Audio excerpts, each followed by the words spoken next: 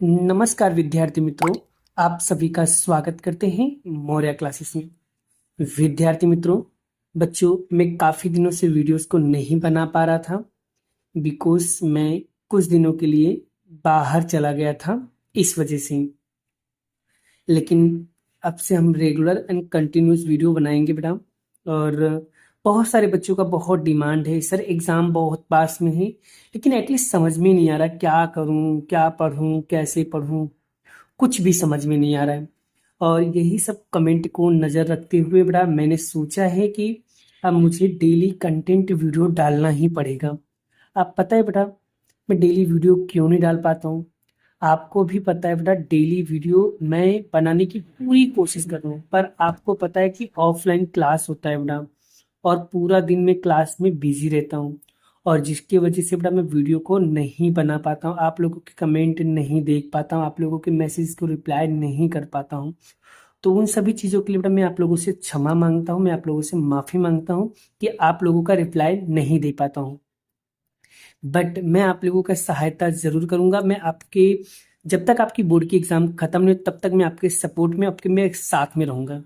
और मैं धीरे धीरे करके लगभग लगभग सारे कंटेंट अपलोड कर दूंगा। एग्जाम से पहले पहले लगभग लगभग सारे कंटेंट हो जाएगा, बस एग्जाम टाइम पे आपको खाली देख कर जाना रहेगा। और मैं आप लोगों को ये एक चीज़ और बताना चाहता हूँ, आप लोग तरह तरह के बड़ा प्रकाशन की कोई भी चीज़ों को खरीदने की कोशिश अभी मत करिए। अभी आपके पास जो भी है आप उसी को यूज़ करिए। गाला है तो भी ठीक है, और लिबर्टी है तो भी ठीक है, मतलब आपके पास, इन शॉर्ट आपके पास जो भी कंटेंट है, जो भी पेपर सेट है, जो भी असाइनमेंट है, आप उसी को अपने पास ही रखिए। इनफ है बेटा। हाँ, बस वही इतना कर लो, इनफ है बेटा। सारी चीज़ों को 10 जगह भागने से कोई मतलब नहीं है। मैं आपको जैसा कह रहा हूँ वैसा करिए बेटा। किसी एक चीज़ों पे भरोसा कीजिए, 10 चीज़ों पे भरोसा करोगे कभी भी रिजल्ट नहीं आएगा बेटा। आपके पास जो है आप उसी से तैयारी करो। सभी सारे पेपर सेम होते हैं, रेफरेंस बुक होते हैं बेटा, ये सब इनसे क्या होता है, हमें सिर्फ हेल्प मिलता है बेटा, बाकी तो कुछ हमारे लिए इंपॉर्टेंस नहीं है। पेपर कोई भी लो बेटा, सभी में एक ही होता है। हाँ, और रही बात दूसरी चीज बेटा, आप लोगों को ऐसा लगता है कि अरे यार क्या ही मैं पढ़ लूंगा एक दिन में, क्या ही मैं इतना सारा कर लूंगा। कर लोगे भाई, पर जो आपके पास है वही चीजों को लो ना बेटा। बोलते हैं ना यार, अपनी चीजें किसी को पसंद नहीं आती, दूसरे की चीजें तुमको सब पसंद आती है। अपनी बीवी अपने को अच्छी नहीं लगेगी लेकिन दूसरे की बीवी बहुत अच्छी लगेगी। गलत बात है बेटा, ऐसा मत करो। तुम्हारे पास जो चीजें है आप उसी से खुश रहिए और उसी को ही पढ़िए, ठीक है। बाकी रही बात कंटेंट, और कंटेंट समझाने का तरीका तो मेरा आप देख ही रही हो। तो मैं आपके लिए अच्छे अच्छे कंटेंट लाते रहूंगा और समझाते रहूंगा क्वेश्चंस को। तो चलिए आज बड़ा हम सेक्शन सी, पेपर नंबर 1 का, गाला का पेपर नंबर 1 का सेक्शन सी का जो पार्ट 1 है बेटा, स्टेट का जो पार्ट 1 है उसमें जितने भी क्वेश्चन है, मैंने कितने क्वेश्चन होंगे, 31, 32, 33, 34, ये चार 5 क्वेश्चन बेटा मैं आपको एक्सप्लेन करने से, 5 क्या सो 4 ही क्वेश्चन है, ये 4 क्वेश्चन मैं आपको एक्सप्लेन करूंगा। बाकी बचे हुए क्वेश्चन बेटा आपको, ये जो 4 क्वेश्चन है ये आपको नेक्स्ट वीडियो में एक्सप्लेन करूंगा। मतलब थियरी है इसलिए बेटा थोड़ा सा टाइम लगेगा, और मैं वीडियो बनाता नहीं बेटा, मुझे एक्सप्लेन भी करना है, मुझे समझाना भी है, मुझे आपको याद भी करवाना है। वीडियो बनाना मेरे लिए इंपॉर्टेंट नहीं है बेटा, मेरे को यही करना है कि मैं जो भी चीज आपको दी उसके अंदर वैल्यू होना चाहिए, उसके अंदर वैल्यू प्रोवाइड कर सकूं मैं आपको, मैं वैसा समझाना चाहता हूँ। और जैसा एग्जाम में लिखना है और कितना लिखना है मैं आपको पहले से लिख कर आपको बता भी देता हूँ। चलिए, सबसे पहले यहाँ पर पहला क्वेश्चन क्या लिखा हुआ है बेटा, तो यहाँ पर पहला क्वेश्चन हम लोग पढ़ने का कोशिश करते हैं बेटा। और पहला क्वेश्चन लिखा क्या है, पहला क्वेश्चन लिखा है, फिशर के सूचकांक को आदर्श सूचकांक क्यों कहा जाता है, कारण बताइए। ये जो गुजराती में लिखा है ना बेटा, फिशर सूचकांक ने अंक ने आदर्श सूचकांक अंक શા માટે કહેવામાં આવે છે, तो इसका हिंदी होता है बेटा, फिशर सूचकांक को आदर्श सूचकांक क्यों कहा जाता है, कारण दीजिए। तो इसका फाइनल आंसर क्या होगा बेटा, मैं आपको आंसर के साथ में दिखा रहा हूं, आप लोग ध्यान से सीखना। चलिए, तो यहां पर इसका उत्तर लिखा हुआ है, फिशर फिशर के सूचकांक को आदर्श सूचकांक क्यों कहा जाता है, कारण बताइए। और बेटा ये ऑलरेडी बोर्ड में पूछा गया है मार्च 24 के अंदर। लगभग बेटा मैंने आपको जो आईएमपी बुक दी है, जो इंपॉर्टेंट बुक दिया है, लगभग बड़ा गाला के अंदर वो सारे के सारे क्वेश्चन थे। अगर आप लोग, सच कह रहा हूँ, अगर खाली मेरे आईएमपी बुक को भी अगर आप पढ़ के चले जाते हैं नो डाउट, ये भी आईएमपी बुक का लिस्ट है बेटा, उसमें से ही करा रहा हूँ, तो आईएमपी बुक के अंदर लगभग तुमको सारे क्वेश्चन मिल जाएंगे। आप आईएमपी को बुक के अंदर आप लोग ढूंढ ढूंढ के चेक कर सकते हो, आपको पता चल जाएगा कितना मेरे आईएमपी बुक में से पूछा गया है बेटा। चलिए कोई नहीं, अब यहाँ पर सबसे पहले इसका उत्तर कैसे लिखेंगे, तो कुछ विशेषताओं के कारण फिशर को सूचकांक का आदर्श सूचकांक कहा जाता है। किसके कारण होता है बेटा, ध्यान से सुनना। कुछ विशेषताओं के कारण फिशर के सूचकांक को हम लोग क्या कहते हैं, आदर्श सूचकांक कहते हैं। फिर से, कुछ विशेषताओं के कारण फिशर के सूचकांक को आदर्श सूचकांक कहा जाता है। बोलो बेटा, इसकी परिभाषा आपको याद हुआ भाई, परिभाषा याद हुआ। फिर से, कुछ विशेषताओं के कारण फिशर के सूचकांक को आदर्श सूचकांक कहा जाता है।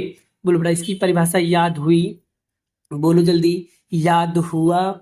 चलिए अब बेटा, चलिए कारण तो हमें इसकी परिभाषा पता तो चल गया कि भाई कुछ विशेषताओं के कारण जो भी सूचकांक, फिशर के सूचकांक को आदर्श सूचकांक कहा जाता है, बट कारण दीजिए कैसे और कब कहा जाता है, क्यों कहा जाता है। कारण नंबर 1, पहला कारण है कि इस सूचकांक में जो आधार वर्ष और चालू वर्ष दोनों के आधार वर्ष और चालू वर्ष दोनों के मूल्य और मात्रा को ध्यान में लिया जाता है।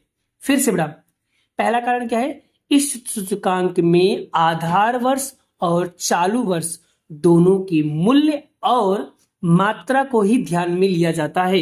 यह हमारा पहला कारण है। दूसरा कारण, यहां लास्पियर पासे सूचकांक के अनुपातिक माध्य, फिर से लास्पियर या पासे के सूचकांक का अनुपातिक माध्य है, और सूचकांक की रचना में अनुपातिक माध्य का क्या माना जाता है, एक उत्तम माध्य माना जाता है। दूसरे पॉइंट में लिखेंगे लास्पियर पासे के सूचकांक के अनुपातिक माध्य है, इसीलिए सूचकांक की रचना में अनुपातिक माध्य का एक उत्तम माध्य माना जाता है। Point number 2। पॉइंट नंबर 3, आदर्श सूचकांक में लिए गए महत्व परीक्षण कौन कौन से हैं। तो बेटा ये वाला, इस देखो क्वेश्चन के अंदर भी क्वेश्चन पूछा था, ये वाला जो क्वेश्चन पूछा बेटा is the very most important है कि बता आदर्श सूचकांक में लिए गए महत्वपूर्ण परीक्षण के नाम बताइए। तो 2 नाम है यार, समय विकृत परीक्षण और तत्व विक्रम परीक्षण, इसे समाधान करता कहते बेटा, समय और दूसरा तत्व, ये 2 नाम याद रखना, समय विकृत परीक्षण और समय तत्व विक्रम परीक्षण, ये 2 नाम आपको याद रखना है बेटा, बहुत इंपॉर्टेंट फैक्टर है। टाइम सेवरल एग्जाम और फैक्टर सेवरल एग्जाम। चलिए अब पॉइंट नंबर यहां पर 4, लास्ट पॉइंट, वह लास्ट ईयर पासे सूचकांक में रहे दोष मतलब होता है कमियां, वहां लास्ट ईयर और पासों की सूचकांक में रहे कमियों को संतुलन करके उसका निवारण करता है, और इस प्रकार की फिशर को हम लोग अधिकांश कमियों को मुक्त करने के लिए, कमियों को दूर करने के कारण हम इसे आदर्श सूचकांक कहते हैं। मतलब ये क्या करता है, लास्ट ईयर और पासे में जो भी हम कैलकुलेशन करते हैं उस समय अगर कोई भी गलतियां, कोई भी एरर, कोई भी दोष अगर पाई जाती है तो बड़ा उन सभी गलतियों को समाधान करते हैं, और समाधान करने से, और जो भी समाधान करता है तो उस समाधान करने के कारण फिशर सूचकांक को हम लोग कहते हैं आदर्श सूचकांक कहते हैं। तो बड़ा इसके 4 पॉइंट थे। अब देखो बड़ा, आई होप मुझे याद भी हो गया, तो आपको भी याद हो जाना चाहिए। पॉइंट नंबर 1, सबसे पहले बड़ा इसकी परिभाषा याद रखना कि कुछ विशेषताओं के कारण फिशर सूचकांक को आदर्श सूचकांक कहा जाता है। पॉइंट नंबर 1 क्या कहा है, इस सूचकांक के आधार वर्ष एंड चालू वर्ष दोनों के मूल्य और मात्रा को ही ध्यान में लिया जाता है। पॉइंट नंबर 2, यहाँ लास्पियर पासे का सूचकांक अनुपातिक माध्य है, इसके कारण सूचकांक की रचना में अनुपातिक माध्य का एक उत्तम माध्य गिना जाता है। पॉइंट नंबर 3, यह आदर्श सूचकांक के लिए गए महत्वपूर्ण परीक्षण 2 है, समय और तत्व। और पॉइंट नंबर 4, यहाँ लास्पियर और पासे सूचकांक में रहे हुए गलतियों को संतुलन करने का उसका निवारण करने के बाद फिशर के सूचकांक को गलती ढूंढने में आसानी होती है, इसलिए हम लोग उसको आदर्श सूचकांक के नाम से जानते हैं। आई होप, आशा करता हूँ आपको ये वाला क्वेश्चन काफी शानदार तरीके से याद हो गया होगा। देखो मेरा वीडियो थोड़ी लंबी हो जाएगी, लेकिन याद रखना मैं कॉन्सेप्ट को क्लियर कर रहा हूं, मैं आपको टॉपिक को समझाना चाहता हूं, मैं आपको याद करवाना चाहता हूं। डायरेक्टली आपको इसी के अंदर आपका कॉन्सेप्ट भी क्लियर हो जाए और आपको याद भी हो जाए। तो आप बताओ बेटा, क्या आपको ये टॉपिक याद हो गया? सच बोलना बेटा, याद हो गया? और अगर नहीं याद हुआ है तो इस वीडियो को बेटा पॉज करके पहले इसके सारे क्वेश्चन का उत्तर लिख लो, और लिखने के बाद या स्क्रीनशॉट पढ़ लो। लिखने के बाद आप उसे 2 से 3 बार आप इसे रिवाइज करिए और 100% आपको ये वाला क्वेश्चन कंप्लीटली आ जाएगा। चलिए अब हम करते हैं क्वेश्चन नंबर 2 की ओर। चलिए क्वेश्चन नंबर 2 क्या है? सहसंबंधांक के गुणधर्म लिखिए। ये भी बड़ा बोर्ड के अंदर पूछा गया 2024 में, काफी इंपॉर्टेंट है। चलिए इसका भी आंसर हम लोग देख लेते हैं। चलिए तो यहां पर देखो क्या लिखा है क्वेश्चन कि सहसंबंधांक के गुणधर्म लिखिए, जो मार्च 24 में पूछा गया। काफी इंपॉर्टेंट और शानदार क्वेश्चन बड़ा, सभी लोगों को ये क्वेश्चन याद होना चाहिए मेरे प्यारे बच्चों। और मेरे बच्चे को जितने भी मेरे बच्चे वीडियो मेरा देखते हैं, आई होप उनको पता है कि किस तरीके से याद करना है, और याद करने का काम तो सत्यम सर पहले ही करवा चुके हैं। चलिए बड़ा स्टेट की थ्योरी याद नहीं होती ना, बट मैं बैठा हूं बड़ा, सब हो जाएगा होले होले। चलिए सहसंबंधांक गुणांक के कुछ महत्वपूर्ण नियम हम लोग पढ़ते हैं, जिसमें पहला गुणधर्म यहां पर है फर्स्ट पॉइंट, सहसंबंधांक गुणांक आर। याद रखना, सहसंबंधांक का मतलब ही क्या होता है बाबू? आर होता है। चाहे सहसंबंधांक लिखो चाहे सहसंबंध का गुणांक, दोनों का मतलब एक ही होता है, और इसका सांकेतिक रूप क्या होता है? आर। याद रखना, सहसंबंध लिखा हुआ है, समझ जाना आर।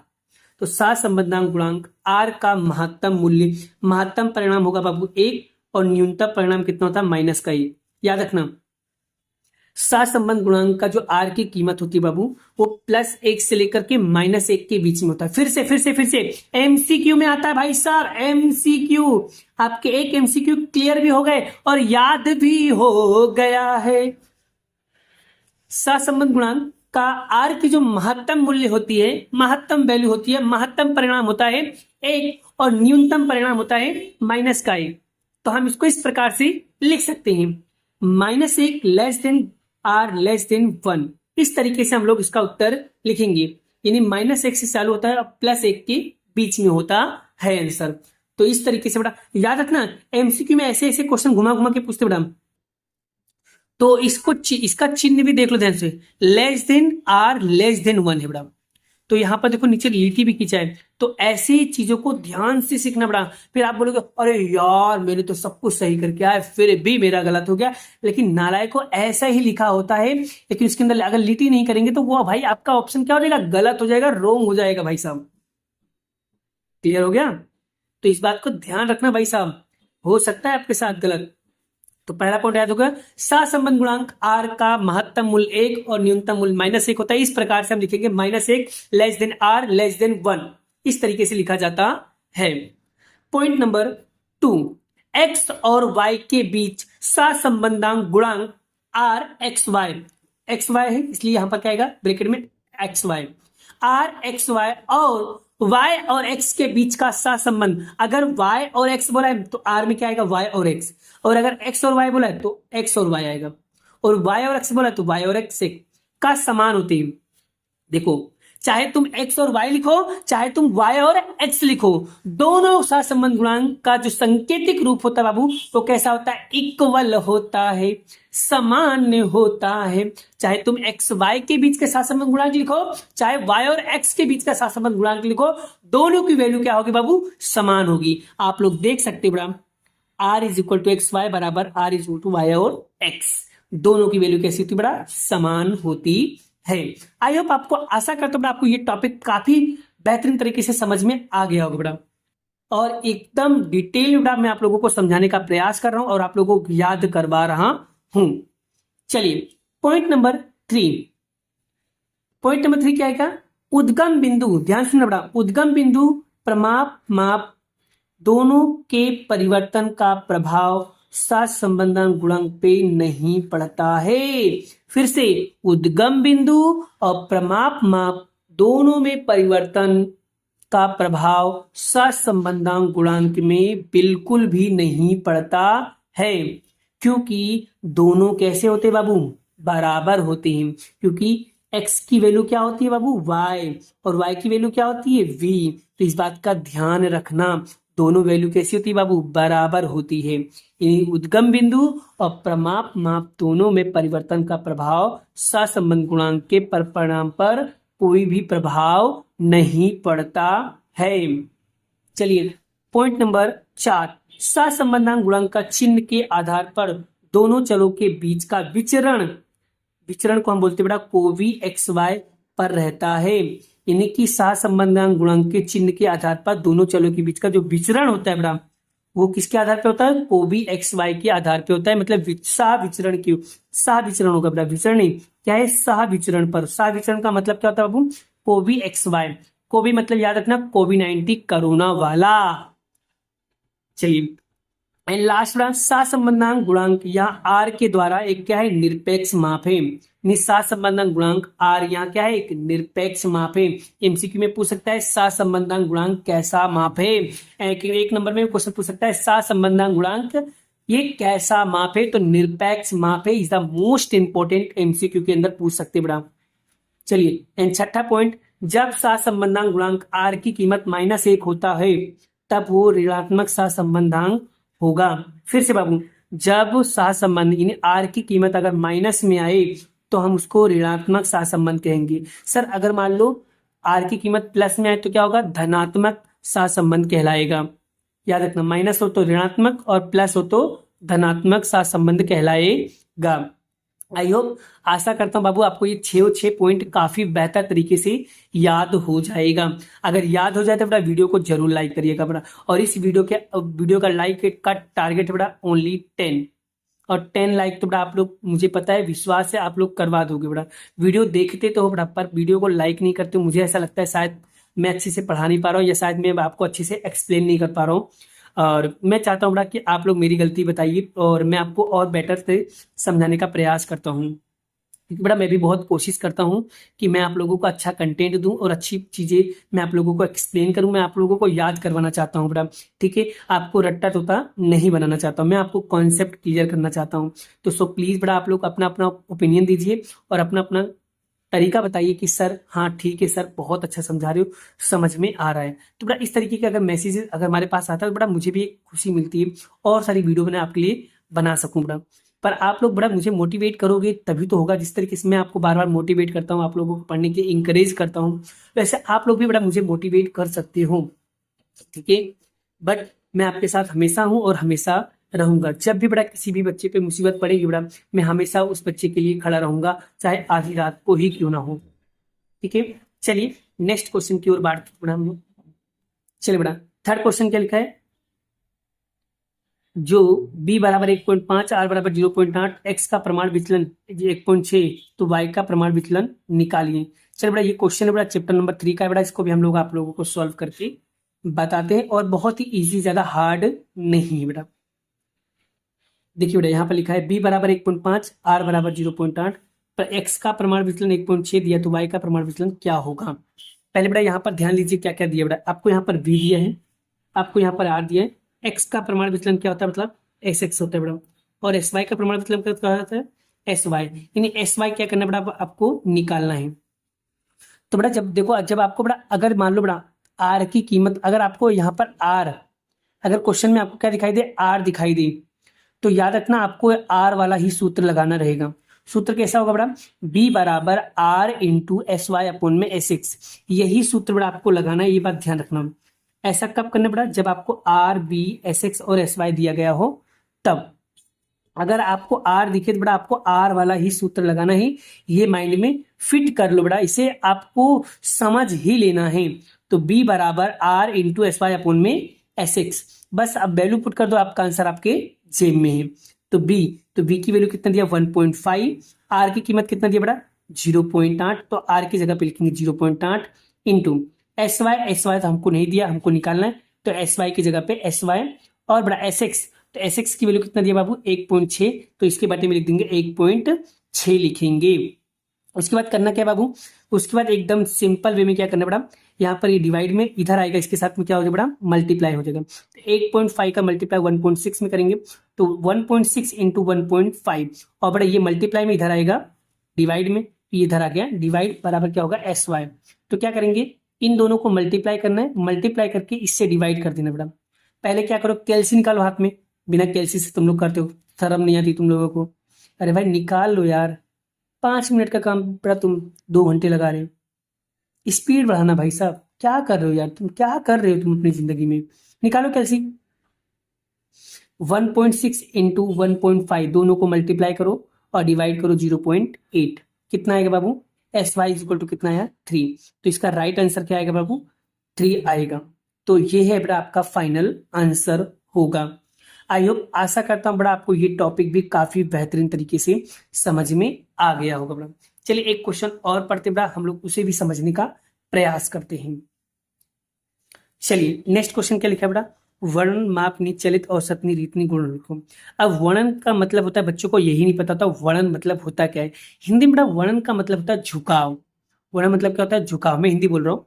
झुकाव मापने की चलित औसत की विधि के गुण बताइए।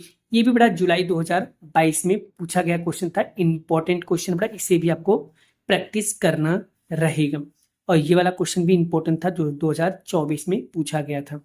लगभग बड़ा गाला के अंदर दिए गए सारे प्रीवियस ईयर के क्वेश्चन पेपर ही है, इसलिए मैं आप लोगों को रिकमेंडेशन कह रहा हूँ ना कि भाई गाला कर लो, इनफ है, गाला कर लो, इनफ है, ज़्यादा पढ़ने की ज़रूरत नहीं है। जितना मैं आपको पढ़ा रहा हूँ, जितना मैं आपको सॉरी समझा रहा हूँ, उतना ही आपको करना रहेगा। चलिए इसका आंसर देख लेते हैं। चलिए तो यहाँ पर बड़ा इसका क्वेश्चन क्या लिखा हुआ है, झुकाव मापने की चलित औसत की विधि के गुण को बताइए। तो यहाँ पर क्या लिखा है पहला पॉइंट, तो बड़ा यहाँ पर देखो पहला क्या लिखा है, पहले इसकी अच्छाई बात कर लेते हैं बड़ा, इन्हें झुकाव रेखा के चलित औसत की विधि का अच्छाई बताना है। चलिए हम इसकी अच्छाई बता देते हैं। इसकी पहली अच्छाई क्या है कि औसतों का उपयोग करके इस विधि से अल्पकालीन प्रभाव अधिकांश रूप से दूर हो जाते हैं और इस श्रेणी को झुकाव मिलता है। फिर से, औसत का उपयोग करके इस विधि से हम अल्पकालीन प्रभाव को हम लोग दूर कर देते हैं और जिसके कारण इस श्रेणी को झुकाव मिलता है। ये हमारा पहला पॉइंट है। दूसरा पॉइंट है, इस विधि में कम और सरल गणना होने से समझने में सरल होता है। यानी ये जो मेथड है मैडम, इस मेथड में टाइम भी कम लगता है और बहुत ही सरल भी होता है, और समझने में भी क्या होता है बाबू, सरल होता है। करने में भी और देखने में भी और समझने में भी क्या होता है बाबू, सरल होता है। यानी कम और सरल गणना होने से समझने में क्या होता है, सरल होता है। कम और सरल गणना होने से क्या होता है बड़ा, समझने में थोड़ा सा आसानी होती है। अभी आप लोगों को ही बात कर रहा हूं बड़ा, अगर मैंने कोई भी सम आपको सॉल्व करके दे दिया एकदम इजी वे में, तो आप लोग देख करके भी उसे समझ जाओगे। और कुछ कुछ सम ऐसे भी होते बड़ा, आंसर सामने पड़ा हुआ है लेकिन फिर भी हम लोग उसे समझ नहीं पाते। जैसे कि आप लोग डाइजेस्ट वगैरह यूज करते हो या एग्जाम्पल वगैरह देखते हो, तो आप लोगों का दिमाग ब्लॉक हो जाता है, आपका दिमाग काम नहीं करता कि यार क्या लिखा है, यार क्या ही लिख दिया, इसमें समझ में कुछ आ ही नहीं रहा मुझे, है ना। लेकिन अगर वही चीजों को टीचर अगर आपको उसी चीजों को एक्सप्लेन कर देता तो आप लोग अरे यार ये तो बहुत ही आसान, बहुत ही इजी था।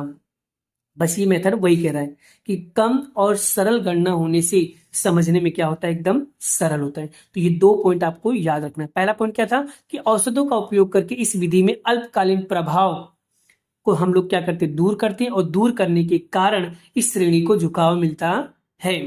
और दूसरा पॉइंट बड़ा यहाँ पर है कि इस विधि में सामान्यता कम और सरल गणना होने से समझने में क्या होता है बाबू, एकदम सरल होता है।